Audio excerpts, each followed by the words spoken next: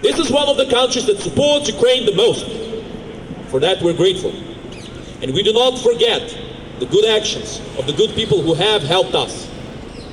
And we also do not forget the terrible acts that the Russian terrorist regime has committed against us. However, we do not seek revenge. We do not seek killings and any kind of retribution. What we seek is the future. And that is always what the Ukrainian people wanted. But that future is impossible by attempting negotiations with the current Russian terrorist regime. The only way the world will have peace in Ukraine and in many other countries where the Russian terrorist regime has started their wars, their genocides, is to finally end the current Russian regime and to make sure that this time Russia doesn't have this delusion of grandeur and trying to be like the supposedly great Soviet Union. The other day, when we were here in this very spot, on the other side of the road there was a group of people who were watching us. Obviously they weren't in support. If they were supporting us, they would have joined us. But no, they were looking at us like wolves, starved wolves, looking at people having a picnic in the park. That is how they were looking at us. And one of them, when I mentioned the Soviet Union and their alliance with Nazi Germany, he couldn't take it. He got triggered. His fifis, they were hurt. So he left the safety of his group, he took a step forward and he shouted, "Великий Советский Союз." I couldn't help but laugh. It was funny, truly. And I wanted to ask him a question. Why is this Soviet Union so great? What are their achievements? What are the things that they are so good at? And what is the price of the existence of that genocidal country? A price of blood. A price of countless generations killed, mutilated, and traumatized. But obviously, he did not want to answer. When he said what he wanted to say, he immediately returned to the safety of the group, and shortly after, they left. Unfortunately, my friends, this is what our opposition behaves like. They do not know what to say. They do not know what arguments to give.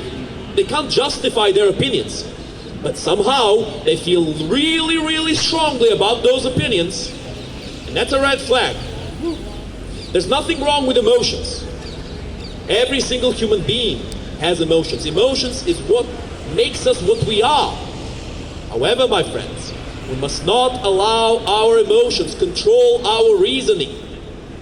If we feel about something very strongly, we need to be able to explain why.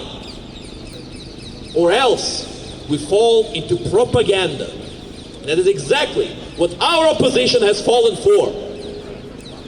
Our opposition on the far left claims the Ukrainians are Nazis.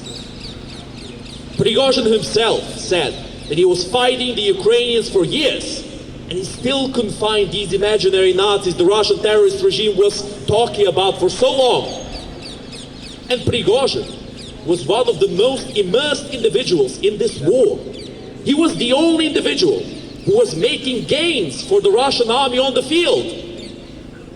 The Wagner group did impressive achievements on the battlefield. We need to give them their due. But they were a group of criminals, of crooks, and war criminals also. They deserve no respect. But their achievements and their finesse on the battlefield needs to be recognized. And of course, the Russians continued to spread their lies. And Prigozhin got killed because he was telling the truth in this particular regard. Now let's take a look at Russia. If you call this war a war in Russia, you go to jail for up to 15 years. 15 years for calling a war a war. Now think about that, my friends. And consider the freedom of speech you have in this great country. Consider the luxurious lives we can live, the ability to move from place to place, the ability to choose for ourselves what our future will be. That is the ability that Russia wants to take away from every single one of you. And make no mistakes, Russia is already preparing for that. The plans of a future invasion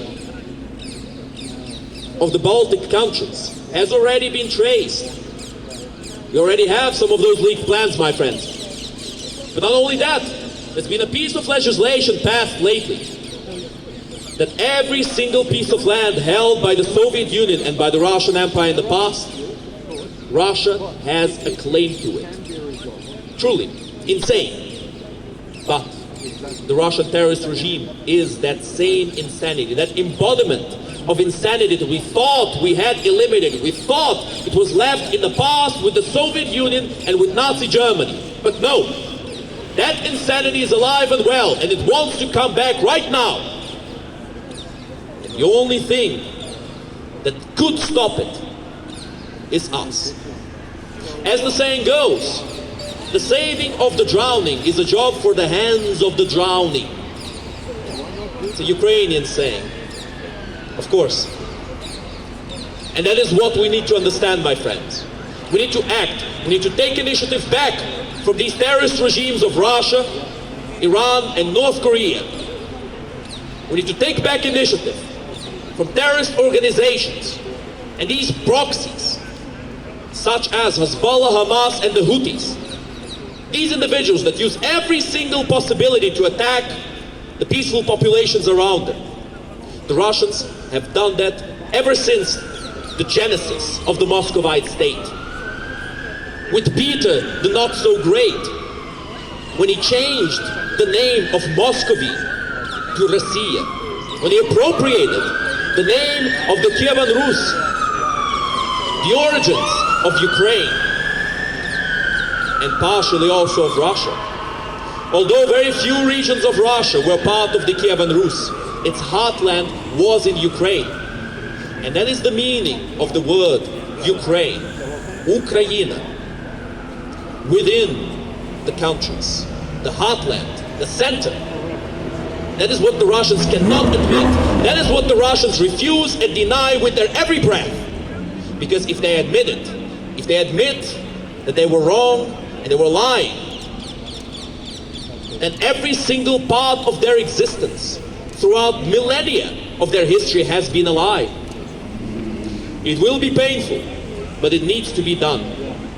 After World War II, when Nazi Germany and Imperial Japan fell, they did not get exterminated because of their crimes, even though they were trying to exterminate others. Because the West is not a genocidal entity like Russia. They changed. They became better. They became more humane. And Russia will change one day. But before Russia changes, Russia needs to be beaten. Russia needs to be shown that their way, that their worldview is dysfunctional. This supposed multipolar world is nothing but an excuse for genocide. And that is exactly what the Russians are planning to do in the future and continue to do it for as long as they can. And that is the key word here. They do it because they can.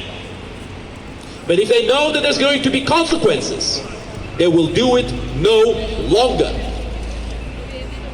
That, my friend, is our message. The message we have for the world is this. World, wake up!